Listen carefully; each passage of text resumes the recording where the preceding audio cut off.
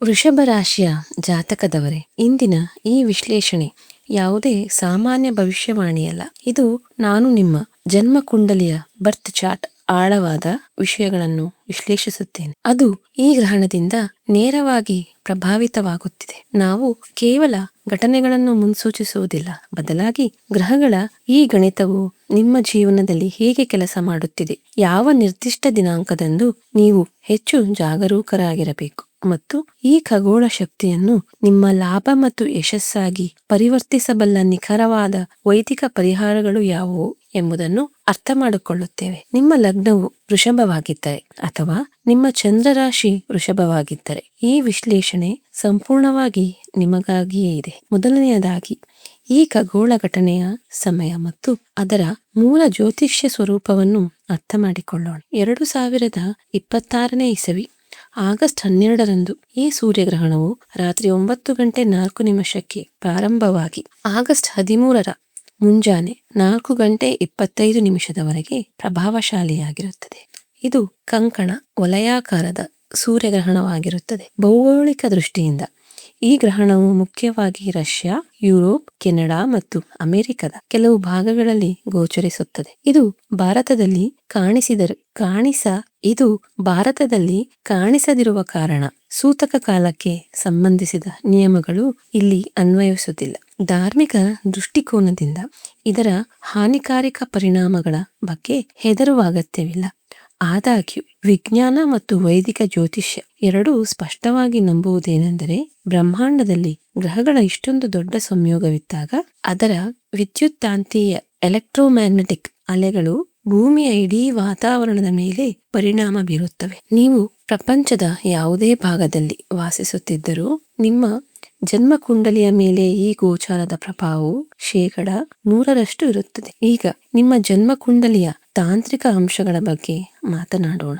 ವೃಷಭ ರಾಶಿಯವರೇ, ಈ ಸೂರ್ಯಗ್ರಹಣವು ನಿಮ್ಮ ಕುಂಡಲಿಯ 3ನೇ ಭಾವದಲ್ಲಿ ಸಂಭವಿಸುತ್ತಿದೆ. 3ನೇ ಭಾವವು ನಿಮ್ಮ ಧೈರ್ಯ, ನಿಮ್ಮ ಸಂವಹನ ಕಮ್ಯುನಿಕೇಶನ್, ದಾಖಲಾತಿ ಡಾಕ್ಯುಮೆಂಟೇಶನ್ ಮತ್ತು ನಿಮ್ಮ ಕಿರಿಯ ಸಹೋದರ ಸಹೋದರಿಯರನ್ನು ಪ್ರತಿನಿಧಿಸುತ್ತದೆ. ಈ ಭಾವವನ್ನು ನೈಸರ್ಗಿಕವಾಗಿ ಮಂಗಳನ ಕ್ಷೇತ್ರವೆಂದು ಪರಿಗಣಿಸಲಾಗುತ್ತದೆ. ಇದೇ 3ನೇ ಭಾವದಲ್ಲಿ ಕರ್ಕಾಟಕ ರಾಶಿಯೊಳಗೆ ಅತ್ಯಂತ ದೊಡ್ಡ ಮತ್ತು ಸಂಕೀರ್ಣವಾದ ಗ್ರಹಣ ದೋಷ ನಿರ್ಮಾಣವಾಗುತ್ತಿದೆ. ಇಲ್ಲಿ ಕೇವಲ ಸೂರ್ಯ ಮತ್ತು ಚಂದ್ರರಷ್ಟೇ ಅಲ್ಲ, ಒಟ್ಟು 4 ಪ್ರಮುಖ ಗ್ರಹಗಳು ಒಟ್ಟಿಗೆ ಬಂದು ಗ್ರಹಣಕ್ಕೊಳಗಾಗುತ್ತಿವೆ.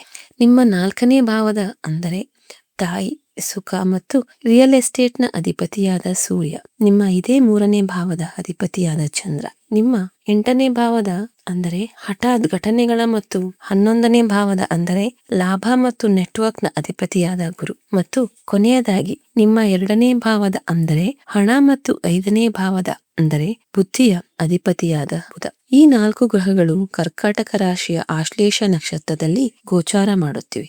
ಇದು ಈ ಇಡೀ ವಿಶ್ಲೇಷಣೆಯ ಅತ್ಯಂತ ಸೂಕ್ಷ್ಮವಾದ ಅಂಶವಾಗಿದೆ.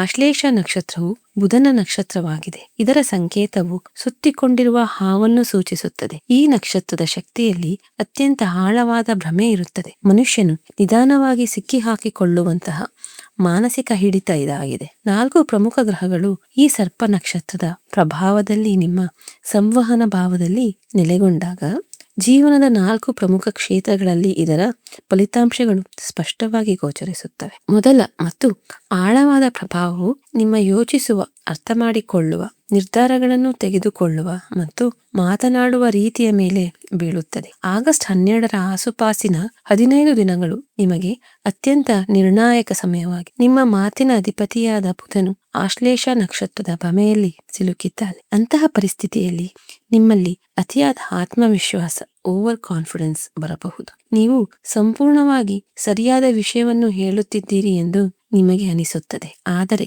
ಎದುರಿನವರು ಅದನ್ನು ಸಂಪೂರ್ಣವಾಗಿ ತಪ್ಪು ದಿಕ್ಕಿನಲ್ಲಿ ತೆಗೆದುಕೊಳ್ಳುತ್ತಾರೆ. ನೀವು ಬರೆಯುವ ಅಥವಾ ಮೆಸೇಜ್ ಮಾಡುವ ಯಾವುದೇ ವಿಷಯವನ್ನು ತಪ್ಪಾಗಿ ಅರ್ಥೈಸಿಕೊಳ್ಳಬಹುದು. ನನ್ನ ಅನುಭವವು ಹೇಳುವುದೇನೆಂದರೆ, ಈ ಸಮಯದಲ್ಲಿ ನಿಮಗೆ ಅತಿದೊಡ್ಡ ಅಪಾಯವು ಹೊರಗಿನವರಿಂದಲ್ಲ, ಬದಲಾಗಿ ನಿಮ್ಮವರಿಂದಲೇ ಇದೆ. 3ನೇ ಭಾವ ಮತ್ತು ಆಶ್ಲೇಷ ನಕ್ಷತ್ರದಗಳೆರಡೂ ನಿಮ್ಮ ನಿಕಟ ಕ್ಲೋಸ್ ನೆಟ್ವರ್ಕ್ ಅನ್ನು ಪ್ರತಿನಿಧಿಸುತ್ತವೆ. ನಿಮ್ಮ 3ನೇ ಭಾವ ಮತ್ತು ಆಶ್ಲೇಷ ನಕ್ಷತ್ರಗಳೆರಡು ನಿಮ್ಮ ನಿಕಟ ನೆಟ್ವರ್ಕ್ ಅನ್ನು ಪ್ರತಿನಿಧಿಸುತ್ತವೆ. ನಿಮ್ಮ ಕ್ಲೋಸ್ ಬಿಸಿನೆಸ್ ಪಾಲುದಾರರು, ನಿಮ್ಮ ಸ್ವಂತ ಉದ್ಯೋಗಿಗಳು ಅಥವಾ ನಿಕಟ ಸಂಬಂಧಿಗಳು ಈ ಸಮಯದಲ್ಲಿ ವಿಶ್ವಾಸಘಾತ ಮಾಡಬಹುದು. ನಿಮ್ಮ ಡೇಟಾ ಕಳ್ಳತನವಾಗುವ ಅಥವಾ ನಿಮ್ಮ ಭೌತಿಕ ಆಸ್ತಿಯನ್ನು ದುರುಪಯೋಗಪಡಿಸಿಕೊಳ್ಳುವ ಸಾಧ್ಯತೆ ಇದೆ.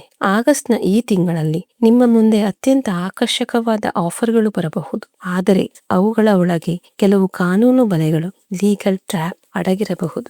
ಈ ಪರಿಸ್ಥಿತಿಯನ್ನು ನಿಭಾಯಿಸಲು ನೀವು ಶೂನ್ಯ ಮೌಖಿಕ ನಂಬಿಕೆ, ಝೀರೋ ವರ್ಬಲ್ ಟ್ರಸ್ಟ್ ನೀತಿಯನ್ನು ಅಳವಡಿಸಿಕೊಳ್ಳಬೇಕು. ಮೌಖಿಕವಾಗಿ ಮಾಡಿದ ಯಾವುದೇ ಭರವಸೆಯನ್ನು ಅಧಿಕೃತವಾಗಿ ದಾಖಲೆಯ ಡಾಕ್ಯುಮೆಂಟ್ ಮೇಲೆ ಬರುವವರೆಗೆ ನಂಬಬೇಡಿ. ಯಾವುದೇ ಒಪ್ಪಂದ ಅಥವಾ ಪ್ರಮುಖ ಮೀಟಿಂಗ್ ಆಗಿರಲಿ, ಅದನ್ನು ಖಂಡಿತವಾಗಿಯೂ ಇಮೇಲ್ ಮೂಲಕ ಲಿಖಿತ ರೂಪದಲ್ಲಿಡಿ. ಈ 15 ದಿನಗಳಲ್ಲಿ ಯಾವುದೇ ದೊಡ್ಡ ಒಪ್ಪಂದಕ್ಕೆ ಸಹಿ ಹಾಕುವುದು ತಪ್ಪಿಸಿ. ನಿಮ್ಮ ಮೌನವನ್ನೇ ನಿಮ್ಮ ದೊಡ್ಡ ಅಸ್ತ್ರವನ್ನಾಗಿ ಮಾಡಿಕೊಳ್ಳಿ. ಕೆಲಸದ ಸ್ಥಳದಲ್ಲಿ ಯಾವುದಾದರೂ ಗಾಸಿಪ್ ನಡೆಯುತ್ತಿದ್ದರೆ ಸಂಪೂರ್ಣವಾಗಿ ಮೌನವಾಗಿರಿ. ಭಾವನೆಗಳಿಗೆ ಕೊಚ್ಚಿಕೊಂಡು ಹೋಗುವ ಬದಲು ಸಂಪೂರ್ಣವಾಗಿ ತರ್ಕ ಮತ್ತು ವಾಸ್ತವಕ್ಕೆ ಅಂಟಿಕೊಳ್ಳುವ ಮೂಲಕ ನಿಮ್ಮ ನಿರ್ಧಾರಗಳನ್ನು ತೆಗೆದುಕೊಳ್ಳಿ. ನಿಮ್ಮ ವೃತ್ತಿ ಜೀವನ ಮತ್ತು ಕೆಲಸದ ಸ್ಥಳದ ಬಗ್ಗೆ ಮಾತನಾಡುವುದಾದರೆ, ರಾಹು ನಿಮ್ಮ 10ನೇ ಭಾವದಲ್ಲಿ ಗೋಚಾರ ಮಾಡುತ್ತಿದ್ದಾನೆ ಮತ್ತು ಗ್ರಹಣದ ಶಕ್ತಿಯು ನಿಮ್ಮ 3ನೇ ಭಾವದ ಮೇಲೆ ಪ್ರಭಾವ ಬೀರುತ್ತಿದೆ. ಇದು ಕಿರಿಯರು ಮತ್ತು ಅಧೀನ ಉದ್ಯೋಗಿಗಳ ಸ್ಥಾನವೂ ಆಗಿದೆ. ಇದರರ್ಥ ನಿಮ್ಮ ಕೆಲಸದ ಸ್ಥಳದಲ್ಲಿ ಮೌನ ರಾಜಕೀಯ, ಸೈಲೆಂಟ್ ಪಾಲಿಟಿಕ್ಸ್ ನಡೆಯಬಹುದು. ನಿಮ್ಮ ಕೆಲಸವು ಸಹೋದ್ಯೋಗಿಗಳು ನಿಮ್ಮ ವೃತ್ತಿಪರ ಇಮೇಜ್ ಅನ್ನು ಹಾಳು ಮಾಡಲು ಪ್ರಯತ್ನಿಸಬಹುದು. ಆದರೆ ವೈದಿಕ ಜ್ಯೋತಿಷ್ಯದ ವಿರೋಧಾಭಾಸವನ್ನು ಅರ್ಥ ಮಾಡಿಕೊಳ್ಳುವುದು ಬಹಳ ಮುಖ್ಯ. ಒಂದೆಡೆ ಈ ರಾಜಕೀಯ ನಡೆಯಲಿದ್ದರೆ, ಅದೇ ಸಮಯದಲ್ಲಿ ನಿಮ್ಮ ವೃತ್ತಿ ಜೀವನದಲ್ಲಿ ಪ್ರಗತಿಯ ಹೊಸ ಮಾರ್ಗಗಳು ತೆರೆದುಕೊಳ್ಳುತ್ತವೆ. ಈ ಗ್ರಹಣವು ಹಲವು ವಿಧಗಳಲ್ಲಿ ನಿಮಗೆ ಭಾರಿ ದೊಡ್ಡ ವೃತ್ತಿಪರ ಬೆಳವಣಿಗೆಯನ್ನು ತರುತ್ತಿದೆ. ಖಾಸಗಿ ವಲಯದಲ್ಲಿ ಕೆಲಸ ಮಾಡುವವರಿಗೆ ತಮ್ಮ ಉನ್ನತ ಅಧಿಕಾರಿಗಳ ಬೆಂಬಲ ಸಿಗಲಿದೆ. ಉತ್ತಮ ಪ್ಯಾಕೇಜ್ನೊಂದಿಗೆ ನೀವು ಹೊಸ ಆಫರ್ಗಳನ್ನು ಪಡೆಯಬಹುದು ಮತ್ತು ಬಡ್ತಿಯ ಬಲವಾದ ಸಾಧ್ಯತೆಗಳು ಚಾರ್ಟ್ನಲ್ಲಿ ಗೋಚರಿಸುತ್ತಿವೆ. ಇದುವರೆಗೆ ಕೇವಲ ಕಾಗದದ ಮೇಲಿದ್ದ ಯೋಜನೆಗಳು ಈಗ ಕಾರ್ಯಗತಗೊಳ್ಳುವುದನ್ನು ಕಾಣಬಹುದು. ಸ್ಥಳಾಂತರ ಅಥವಾ ವರ್ಗಾವಣೆಗಾಗಿ ಕಾಯುತ್ತಿರುವ ಜನರಿಗೆ ಈ ಸಮಯವು ಅತ್ಯಂತ ಲಾಭದಾಯಕ ಫಲಿತಾಂಶಗಳನ್ನು ತರುತ್ತದೆ. ಹಣಕಾಸು ಮತ್ತು ಹೂಡಿಕೆಯ ವಿಷಯದಲ್ಲಿ ಈ ಗೋಚಾರವು ಅತ್ಯಂತ ದ್ವಂದ್ವ ಫಲಿತಾಂಶಗಳನ್ನು ನೀಡುತ್ತಿದೆ. ನಿಮ್ಮ ಲಾಭ ಮತ್ತು ಹಠಾತ್ ಘಟನೆಗಳ ಅಧಿಪತಿಯಾದ ಗುರುಗ್ರಹಣ ದೋಷದಿಂದ ಬಳಲುತ್ತಿದ್ದಾನೆ ಮತ್ತು ಸಂಪತ್ತಿನ ಮನೆಯ ಅಧಿಪತಿಯಾದ ಬುಧನು ಅಲ್ಲೇ ಇದ್ದಾನೆ. ಇದರಿಂದಾಗಿ ಆಗಸ್ಟ್ ಮಧ್ಯದಿಂದ ಸೆಪ್ಟೆಂಬರ್ ಆರಂಭದವರೆಗಿನ ಸ್ಪೆಕ್ಯುಲೇಷನ್, ಷೇರು ಮಾರುಕಟ್ಟೆ ಅಥವಾ ಅಲ್ಪಾವಧಿಯ ಹೂಡಿಕೆಗಳಲ್ಲಿ ದೊಡ್ಡ ನಷ್ಟದ ಸಾಧ್ಯತೆ ಇದೆ. ಮಾರುಕಟ್ಟೆ ವದಂತಿಗಳ ಆಧಾರದ ಮೇಲೆ ಸಂಶೋಧನೆ ಮಾಡದೆ ಹಣವನ್ನು ಹೂಡಿಕೆ ಮಾಡುವುದರಿಂದ ನಿಮ್ಮ ಲಿಕ್ವಿಡಿಟಿ, ಹಣದ ಹರಿವು ಸಂಪೂರ್ಣವಾಗಿ ಸಿಕ್ಕಿ ಹಾಕಿಕೊಳ್ಳಬಹುದು. ನಿಮ್ಮ ಲಿಕ್ವಿಡ್ ಕ್ಯಾಶ್ ಅನ್ನು ಸುರಕ್ಷಿತವಾಗಿರಿಸಿ ಮತ್ತು ಅದನ್ನು ಅನಗತ್ಯವಾಗಿ ಪಣಕ್ಕಿಡಬೇಡಿ. ಆದಾಗ್ಯೂ ಈ ಭ್ರಮೆಯ ಮೇಲೆ ವದಂತಿಗಳ ಜಾಲದಿಂದ ನಿಮ್ಮನ್ನು ನೀವು ರಕ್ಷಿಸಿಕೊಂಡರೆ ಇದೇ ಸಮಯವು ನಿಮಗೆ ಭಾರಿ ದೊಡ್ಡ ಆರ್ಥಿಕ ಸಮೃದ್ಧಿಯನ್ನು ನೀಡುತ್ತದೆ. ಮಾರುಕಟ್ಟೆಯಲ್ಲಿ ಸಿಲುಕಿಕೊಂಡಿದ್ದ ಹಳೆಯ ಹಣವು ಇದ್ದಕ್ಕಿದ್ದಂತೆ ಹಿಂತಿರುಗುವ ಸಾಧ್ಯತೆಗಳಿವೆ. ಬಿಸ್ನೆಸ್ನಲ್ಲಿ ಯಾವುದಾದರೂ ದೊಡ್ಡ ಡೀಲ್ ಫೈನಲ್ ಆಗುವುದರಿಂದ ಅಥವಾ ಹೊಸ ಲಾಭದಾಯಕ ಪಾಲುದಾರರ ಸೇರ್ಪಡೆಯಿಂದ ನಿಮ್ಮ ನಗದು ಹರಿವು ಹೆಚ್ಚು ಉತ್ತಮಗೊಳ್ಳುತ್ತದೆ. ನೀವು ಯಾವುದೇ ಹೊಸ ಉದ್ಯಮವನ್ನು ಪ್ರಾರಂಭಿಸುತ್ತಿದ್ದರೆ ಸರಿಯಾದ ಸಂಶೋಧನೆಯೊಂದಿಗೆ ಇಟ್ಟ ಹೆಜ್ಜೆಯು ನಿಮ್ಮನ್ನು ಸಾಲದಿಂದ ಮುಕ್ತಗೊಳಿಸುತ್ತದೆ. ನಿಮ್ಮ ಬ್ಯಾಂಕ್ ಬ್ಯಾಲೆನ್ಸ್ ಮತ್ತು ಒಟ್ಟಾರೆ ಜೀವನ ಶೈಲಿಯಲ್ಲಿ ಭಾರಿ ದೊಡ್ಡ ಮತ್ತು ಸಕಾರಾತ್ಮಕ ಜಿಗಿತ ಕಂಡು ಬರಬಹುದು. ಈಗ ನಿಮ್ಮ ಕುಂಡಲಿಯ 4ನೇ ಭಾವಕ್ಕೆ ಬರೋಣ. ಇದು ಮನೆಯ ಶಾಂತಿ, ಆಸ್ತಿ ಮತ್ತು ತಾಯಿಯ ಕಾರಕವಾಗಿದೆ. 4ನೇ ಮನೆಯ ಅಧಿಪತಿಯಾದ ಸೂರ್ಯನೇ ಗ್ರಹಣದ ಪ್ರಭಾವದಲ್ಲಿರುವುದರಿಂದ ಈ ಅವಧಿಯಲ್ಲಿ ಮನೆಯ ವಾತಾವರಣವು ಸ್ವಲ್ಪ ಅಶಾಂತವಾಗಬಹುದು. ನಿಮ್ಮ ತಾಯಿಯವರ ಆರೋಗ್ಯದ ಮೇಲೆ ನೀವು ವಿಶೇಷ ಗಮನ ಹರಿಸಬೇಕು. ಅವರ ಆರೋಗ್ಯವು ಹಠಾತ್ತನೆ ಹದಗೆಡಬಹುದು. ಆದ್ದರಿಂದ ಮನೆ ಮದ್ದುಗಳ ಬದಲಿಗೆ ತಕ್ಷಣವೇ ಅನುಭವಿ ವೈದ್ಯರನ್ನು ಸಂಪರ್ಕಿಸಿ. ರಿಯಲ್ ಎಸ್ಟೇಟ್ ವಿಷಯದಲ್ಲಿ ಹಳೆಯ ಕೌಟುಂಬಿಕ ಆಸ್ತಿ ವಿವಾದಗಳು ಈ ಸಮಯದಲ್ಲಿ ಮತ್ತೆ ಹೊರಹೊಮ್ಮಬಹುದು. ಆಸ್ತಿಯ ದಾಖಲೆಗಳಿಗೆ ಸಂಬಂಧಿಸಿದಂತೆ ಕುಟುಂಬದೊಳಗೆ ಭಿನ್ನಾಭಿಪ್ರಾಯಗಳು ಉದ್ಭವಿಸಬಹುದು. ಈ ವಿವಾದಗಳನ್ನು ಯಾವುದೇ ಕಾರಣಕ್ಕೂ ಕೋರ್ಟ್ ಮೆಟ್ಟಿಲೇರಲು ಬಿಡಬೇಡಿ. ನ್ಯಾಯಾಲಯದ ಹೊರಗೆ ಶಾಂತಿಯುತವಾಗಿ ಬಗೆಹರಿಸಿಕೊಳ್ಳುವ ಪ್ರಯತ್ನದಲ್ಲೇ ನಿಮ್ಮ ಗೆಲುವಿದೆ. ಇದರ ಜೊತೆಗೆ ನೀವು ಹೊಸ ಮನೆ ಅಥವಾ ಕಾರು ಖರೀದಿಸಲು ಯೋಚಿಸುತ್ತಿದ್ದರೆ ಅದಕ್ಕೆ ಅತ್ಯಂತ ಅದ್ಭುತವಾದ ಯೋಗಗಳು ರೂಪುಗೊಳ್ಳುತ್ತಿವೆ. ಪೂರ್ವಜರ ಆಸ್ತಿಗೆ ಸಂಬಂಧಿಸಿದ ಯಾವುದೇ ದೊಡ್ಡ ಲಾಭವನ್ನು ಸಹ ನೀವು ಪಡೆಯಬಹುದು. ವೃಷಭ ರಾಶಿಯವರೇ, ನೀವು ನವೆಂಬರ್ 4ರ ದಿನಾಂಕವನ್ನು ನಿಮ್ಮ ಕ್ಯಾಲೆಂಡರ್ನಲ್ಲಿ ಗಂಭೀರವಾಗಿ ಗುರುತಿಸಿಕೊಳ್ಳಬೇಕೆಂದು ನಾನು ಬಯಸುತ್ತೇನೆ. ನಾನು ಮೊದಲೇ ಹೇಳಿದಂತೆ 3ನೇ ಭಾವವು ಮಂಗಳನ ಮನೆಯಾಗಿದೆ. ಆಗಸ್ಟ್ 12ರಂದು ಈ ಗ್ರಹಣ ಮುಗಿದ ನಂತರ ಪರಿಸ್ಥಿತಿ ಸಹಜವಾಗಿರುವಂತೆ ತೋರುತ್ತದೆ. ಆದರೆ ನವೆಂಬರ್ನ ಮೊದಲ ವಾರದಲ್ಲಿ, ವಿಶೇಷವಾಗಿ ನವೆಂಬರ್ 4ರ ಆಸುಪಾಸಿನಲ್ಲಿ ಮಂಗಳ ಗ್ರಹವು ಗೋಚಾರ ಮಾಡುತ್ತಾ ಸೂರ್ಯಗ್ರಹಣ ಸಂಭವಿಸಿದ ಅದೇ ಡಿಗ್ರಿಗೆ ತಲುಪುತ್ತದೆ. ಜ್ಯೋತಿಷ್ಯದಲ್ಲಿ ಇದನ್ನು ಗ್ರಹಣ ಬಿಂದುವಿನ ಆಕ್ಟಿವೇಶನ್, ಸಕ್ರಿಯಗೊಳ್ಳುವಿಕೆ ಎಂದು ಕರೆಯಲಾಗುತ್ತದೆ. ಮಂಗಳನ ಆಕ್ರಮಣಕಾರಿ ಶಕ್ತಿಯು ಆಶ್ಲೇಷ ನಕ್ಷತ್ರದ ಬಿಂದುವನ್ನು ಸ್ಪರ್ಶಿಸಿದಾಗ ಅದರ ಹತ್ತಿಕ್ಕಲ್ಪಟ್ಟ ಪ್ರಭಾವವು ಇದ್ದಕ್ಕಿದ್ದಂತೆ ಹೊರಬರುತ್ತದೆ. ಆ ಸಮಯದಲ್ಲಿ ನೀವು ಆಡಿದ ಒಂದು ತಪ್ಪು ಮಾತು, ಕೋಪದಲ್ಲಿ ಕಳುಹಿಸಿದ ಮೆಸೇಜ್ ಅಥವಾ ಆತುರದಲ್ಲಿ ತೆಗೆದುಕೊಂಡ ನಿರ್ಧಾರವು ನಿಮ್ಮ ತಿಂಗಳುಗಳ ಕಠಿಣ ಪರಿಶ್ರಮವನ್ನು ಹಾಳು ಮಾಡಬಹುದು. ಆಗಸ್ಟ್ನಂತೆಯೇ ನವೆಂಬರ್ನ ಮೊದಲ ವಾರದಲ್ಲಿಯೂ ಸಹ ನೀವು ನಿಮ್ಮ ಗಮನ ಮತ್ತು ಶಿಸ್ತನ್ನು ಕಾಯ್ದುಕೊಳ್ಳಬೇಕಾಗುತ್ತದೆ. ಸಂಬಂಧಗಳ ಬಗ್ಗೆ ಮಾತನಾಡುವುದಾದರೆ, ಈ ಗೋಚಾರವು ಒಂದು ನಿರ್ಣಾಯಕ ಪರಿಸ್ಥಿತಿಯನ್ನು ಸೃಷ್ಟಿಸುತ್ತಿದೆ. ದೀರ್ಘಕಾಲದಿಂದ ಗೊಂದಲದಲ್ಲಿ ಸಿಲುಕಿದ್ದ ಸಂಬಂಧಗಳು ಈಗ ದೃಢವಾದ ತೀರ್ಮಾನಕ್ಕೆ ಬರುತ್ತವೆ. ಒಂದು ಎಲ್ಲಾ ತಪ್ಪು ತಿಳುವಳಿಕೆಗಳು ದೂರವಾಗುತ್ತವೆ ಅಥವಾ ಆ ಸಂಬಂಧಗಳು ತಮ್ಮ ಅಂತ್ಯದತ್ತ ಸಾಗುತ್ತವೆ. ವೈವಾಹಿಕ ಜೀವನದಲ್ಲಿ ಸಣ್ಣ ಪುಟ್ಟ ವಿಚಾರಗಳಿಗೆ ವಾದ ಮಾಡುವುದನ್ನು ತಪ್ಪಿಸಿ ಮತ್ತು ನಿಮ್ಮ ಒಡ ಹುಟ್ಟಿದವರೊಂದಿಗೆ ಯಾವುದೇ ವಿವಾದದಿಂದ ದೂರವಿರಿ. ಸ್ಪರ್ಧಾತ್ಮಕ ಪರೀಕ್ಷೆಗಳಿಗೆ ತಯಾರಿ ನಡೆಸುತ್ತಿರುವ ವಿದ್ಯಾರ್ಥಿಗಳಿಗೆ ಆಶ್ಲೇಷ ನಕ್ಷತ್ರದ ಭ್ರಮೆಯು ಅವರ ಏಕಾಗ್ರತೆಯ ಮೇಲೆ ಪ್ರಭಾವ ಬೀರಬಹುದು. ಪರೀಕ್ಷೆಯ ಸಮಯದಲ್ಲಿ ಗೊಂದಲವನ್ನು ತಪ್ಪಿಸಲು ನಿಮ್ಮ ರಿವಿಷನ್ ಅನ್ನು ಅತ್ಯಂತ ಬಲವಾಗಿಟ್ಟುಕೊಳ್ಳಿ. ಗೃಹಿಣಿಯರಿಗೆ ತಮ್ಮ ಕೌಶಲ್ಯವನ್ನು ಸಣ್ಣ ಬಿಸಿನೆಸ್ ಆಗಿ ಪರಿವರ್ತಿಸಲು ಇದೊಂದು ಅತ್ಯುತ್ತಮ ಅವಕಾಶವಾಗಿದೆ. ಆದರೆ ಸಂಬಂಧಿಕರ ಗಾಸಿಪ್ಗಳಿಂದ ನಿಮ್ಮನ್ನು ಸಂಪೂರ್ಣವಾಗಿ ದೂರ ನೀಡಿ. ಹಿರಿಯ ನಾಗರಿಕರಲ್ಲಿ ಆಧ್ಯಾತ್ಮಿಕತೆಯ ಕಡೆಗೆ ಆಳವಾದ ಒಲವು ಬೆಳೆಯುತ್ತದೆ ಮತ್ತು ಯಾವುದೇ ತೀರ್ಥಯಾತ್ರೆಯು ಅವರಿಗೆ ಅಪಾರ ಮಾನಸಿಕ ಶಾಂತಿಯನ್ನು ನೀಡುತ್ತದೆ. ಅಂತಾರಾಷ್ಟ್ರೀಯ ಪ್ರಯಾಣದ ವಿಷಯಕ್ಕೆ ಬಂದರೆ ಅನಗತ್ಯ ಪ್ರಯಾಣವನ್ನು ಮುಂದೂಡುವುದು ಉತ್ತಮ.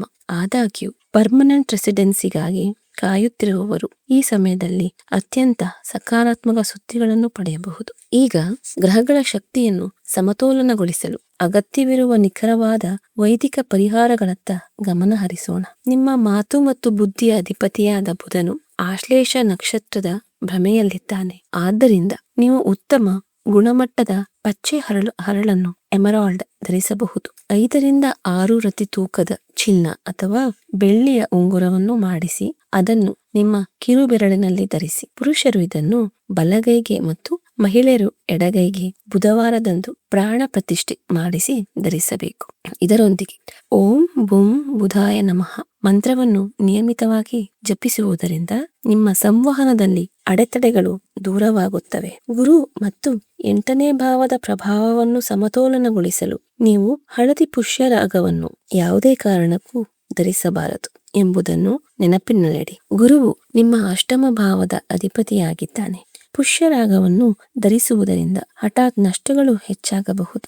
ಅದರ ಬದಲಿಗೆ ಕುತ್ತಿಗೆಯಲ್ಲಿ ಸಿದ್ಧಪಡಿಸಿದ ಪಂಚಮುಖಿ ರುದ್ರಾಕ್ಷಿಯನ್ನು ಧರಿಸಿ. ತಾಯಿಯ ಆರೋಗ್ಯ, ಆಸ್ತಿ ವಿವಾದಗಳಿಂದ ರಕ್ಷಣೆ ಮತ್ತು ನಿಮ್ಮ ಅಧಿಕಾರವನ್ನು ಸುರಕ್ಷಿತವಾಗಿರಿಸಲು ನೀವು ಕುತ್ತಿಗೆಯಲ್ಲಿ ಸಿದ್ಧಪಡಿಸಿದ 12 ಮುಖಿ ರುದ್ರಾಕ್ಷಿಯನ್ನು ಧರಿಸಬೇಕು. ಜೊತೆಗೆ ಭಾನುವಾರದಂದು ಬೆಲ್ಲ ಮತ್ತು ಗೋಧಿಯನ್ನು ಕಡ್ಡಾಯವಾಗಿ ದಾನ ಮಾಡಿ. ಆಗಸ್ಟ್ 12ರಂದು ಗ್ರಹಣದ ಪ್ರಭಾವವನ್ನು ನಿಮ್ಮ ಪರವಾಗಿ ತಿರುಗಿಸಿಕೊಳ್ಳಲು ಯಾವುದೇ ದೇವಸ್ಥಾನಕ್ಕೆ ಹೋಗಿ ಇಡೀ ಹಸಿರು ಹೆಸರು ಕಾಳನ್ನು ದಾನ ಮಾಡಿ. ನಿಮ್ಮ ಸಾಮರ್ಥ್ಯಕ್ಕೆ ಅನುಗುಣವಾಗಿ ನೀವು ಇದನ್ನು ದಾನ ಮಾಡಬಹುದು. ಇದು ಬುಧ ದೋಷವನ್ನು ಹೆಚ್ಚಿನ ಮಟ್ಟಿಗೆ ನಿವಾರಿಸು. ಗ್ರಹಣದ ಸಮಯದಲ್ಲಿ ಅಂದರೆ ರಾತ್ರಿ 9:30ರಿಂದ 1:30ವರೆಗೆ ಶಾಂತವಾಗಿ ಕುಳಿತು ಹನುಮಾನ್ ಚಾಲೀಸವನ್ನು ಪಠಿಸಿ. ಈ ಶಕ್ತಿಯು ನಿಮ್ಮ ಸ್ಥಗಿತಗೊಂಡ ಕೆಲಸಗಳಿಗೆ ವೇಗವನ್ನು ನೀಡುತ್ತದೆ ಮತ್ತು ನಿಮ್ಮ ವಿರೋಧಿಗಳನ್ನು ಶಾಂತಗೊಳಿಸುತ್ತದೆ. ವೃಷಭ ರಾಶಿಯವರೇ, ಜ್ಯೋತಿಷ್ಯವು ಮುಂಬರುವ ಸಮಯದ ಪರಿಸ್ಥಿತಿಗಳ ಬಗ್ಗೆ ನಿಮಗೆ ಅರಿವು ಮೂಡಿಸುವ ಜೀವನದ ಒಂದು ವಿಜ್ಞಾನವಾಗಿದೆ. ಸಂವಹನದಲ್ಲಿ ಅಂತರ ಮತ್ತು ಮೋಸ ಹೋಗುವ ಸಾಧ್ಯತೆ ಇದೆ ಎಂದು ನಿಮಗೆ ತಿಳಿದಾಗ ನಿಮ್ಮ ಜಾಗೃತಿಯನ್ನೇ ನಿಮ್ಮ ಅತಿ ದೊಡ್ಡ ಅಸ್ತ್ರವನ್ನಾಗಿ ಮಾಡಿಕೊಳ್ಳಿ. ನಿಮ್ಮ ಬುದ್ಧಿವಂತಿಕೆಯಿಂದ ನಿಮ್ಮ ವಿರೋಧಿಗಳನ್ನು ಸೋಲಿಸಲು ಇದು ಅತ್ಯಂತ ಸರಿಯಾದ ಸಮಯವಾಗಿದೆ. ಕೆರಿಯರ್, ಫೈನಾನ್ಸ್ ಅಥವಾ ಬಿಸ್ನೆಸ್ಗಾಗಿ ವಿವರವಾದ ಕಾರ್ಯತಂತ್ರದ ವರದಿಯಾಗಿರಲಿ. ನನ್ನಿಂದ ನಿಮ್ಮ ಜನ್ಮ ಕುಂಡಲಿಯ ವೈಯಕ್ತಿಕ ವಿಶ್ಲೇಷಣೆಯನ್ನು ಪಡೆಯಲು ನೀವು ಬಯಸಿದರೆ ಪರೆಯದ ಮೇಲೆ ನೀಡಲಾದ ವಾಟ್ಸಪ್ ಸಂಖ್ಯೆಗೆ ನಿಮ್ಮ ಹೆಸರು, ಹುಟ್ಟಿದ ದಿನಾಂಕ, ಹುಟ್ಟಿದ ಸಮಯ ಮತ್ತು ಹುಟ್ಟಿದ ಸ್ಥಳವನ್ನು ನಮಗೆ ಕಳುಹಿಸಬಹುದು. ಇದು ವೃತ್ತಿಪರ ಸಮಾಲೋಚನಾ ಸೇವೆಯಾಗಿದೆ. ಅಲ್ಲಿ ನಾನೇ ಖುದ್ದಾಗಿ ನಿಮ್ಮ ಚಾರ್ಟ್ ಅನ್ನು ಆಳವಾಗಿ ಅಧ್ಯಯನ ಮಾಡುತ್ತೇನೆ. ನಿಮ್ಮ ಬಗ್ಗೆ ಹೆಚ್ಚು ಕಾಳಜಿ ವಹಿಸಿ, ತಾಳ್ಮೆ ಕಾಯ್ದುಕೊಳ್ಳಿ ಮತ್ತು ನಿರಂತರವಾಗಿ ನಿಮ್ಮ ಗುರಿಯತ್ತ ಸಾಗುತ್ತಿರಿ. ನಮಸ್ಕಾರ.